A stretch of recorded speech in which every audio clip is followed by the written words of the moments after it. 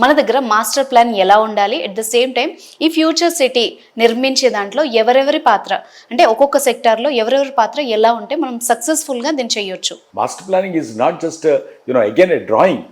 It is the combination of many elements. So per acre, let us say 200 members ఉండాలి అనుకున్నప్పుడు 300 members you should never accept it. అది ఈ rule తీసుకొచ్చి లేదా రకరకాల ఇన్ఫ్లుయెన్సెస్కు లోన్ అయ్యి లేదా గవర్నమెంట్ రెవెన్యూ కోసం అనేది మనం ఎప్పుడు ఫ్యూచర్ను మనం శపించకూడదు, ఫ్యూచర్ను మనం డిస్ట్రాయ్ చేయకూడదు దానికి. సో కావాలనుకుంటే మళ్ళీ యూ డూ సంథింగ్ న్యూ ప్లేస్కి వెళ్ళి చేయండి అది.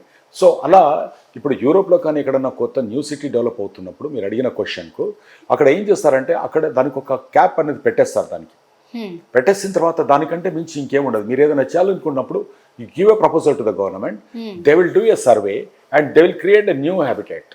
కొత్త ప్రదేశాన్ని వాళ్ళు ఎతికి అక్కడ వాళ్ళు దాన్ని మళ్ళీ తయారు చేసి వాళ్ళు ఫ్యూచర్ మాస్టర్ ప్లాన్ రోడ్స్ అన్ని వాళ్ళే తయారు చేసేసి ఇస్తారు.